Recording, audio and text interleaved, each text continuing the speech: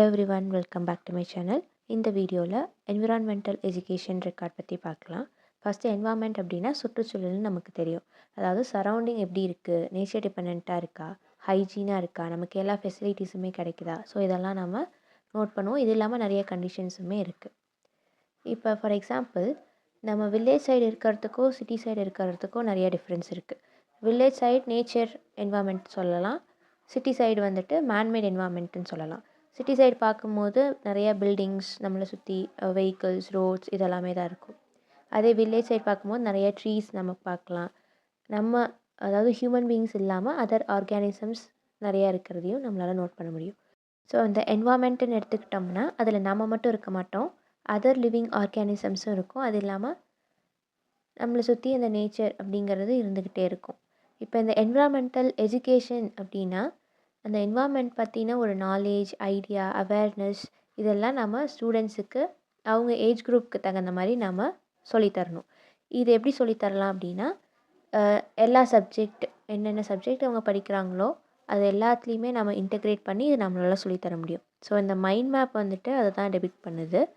எங்கெந்த இடத்துல பாசிபிளோ அந்தந்த இடத்துலலாம் நம்ம இந்த என்விரான்மெண்டல் சயின்ஸுன்னு சொல்லுவோம், இவிஎஸ். ஸோ அதை வந்து நம்ம அந்த நாலேஜை அவங்களுக்கு கொடுக்கணும். இப்போ இந்த ரெக்கார்டில் என்ன எழுதணும், நான் வந்து எப்படி இந்த ரெக்கார்டு எழுதுனேன்னா சிலபஸில் ஒரு கைட்லைன் கொடுத்துருக்காங்க. டாபிக்ஸ் எல்லாம் ஜென்ரல் டாபிக்ஸ். நமக்கு இந்த சப்ஜெக்ட்டுமே நம்ம படிப்போம் பிஎட்ல, என்விரான்மெண்டல் எஜுகேஷன் சப்ஜெக்ட். அதுலேருந்து நீங்கள் நோட்ஸ் எடுத்து இதெல்லாம் எழுதிக்கலாம். இந்த about school environmental awareness activity இந்த 2 டாபிக்ஸ் மட்டும் கான்சென்ட்ரேட் பண்ணாலே போதும். அபவுட் ஸ்கூல் அப்படின்னா நம்ம இன்டர்ன்ஷிப்புக்கு நம்ம ஒரு ஸ்கூல் அலாட் பண்ணியிருப்பாங்க, 80 டேஸ் ட்ரைனிங் கம்ப்ளீட் பண்ணியிருப்போம். இப்போ அந்த ஸ்கூலுக்கு என்னென்ன ஃபெசிலிட்டிஸ் இருக்குது, இல்லை என்னென்ன திங்ஸ் நீங்கள் அப்சர்வ் பண்ணியிருக்கீங்க, எதெல்லாம் அப்கிரேடடாக இருக்குது அப்படிங்கிறதையும் நீங்கள் மென்ஷன் பண்ணலாம். இல்லை இந்த ஃபெசிலிட்டிஸ்லாம் வேணும் அப்படிங்கிற மாதிரி இருந்தாலும் அதையும் நீங்கள் சொல்லலாம். இந்த ரெக்கார்டில் இந்த ஃபெசிலிட்டிஸை ஸ்கூலை பற்றி எக்ஸ்பிளைன் பண்ணும்போது நீங்கள் ஃபோட்டோஸ் கூட இன்க்ளூட் பண்ணிக்கலாம். Next last part of the record awareness activity என்ன பண்ணியிருக்கோம் அப்படிங்கிறத ஒரு ஷார்ட்டாக எக்ஸ்பிளைன் பண்ணிவிட்டு அதுக்கும் ஒரு ஃபோட்டோ இருந்துச்சுன்னா ஸ்டிக் பண்ணிவிடுங்க. நான் வந்துட்டு ஸ்லோகன் ரைட்டிங் காம்படிஷன் கண்டக்ட் பண்ணேன்.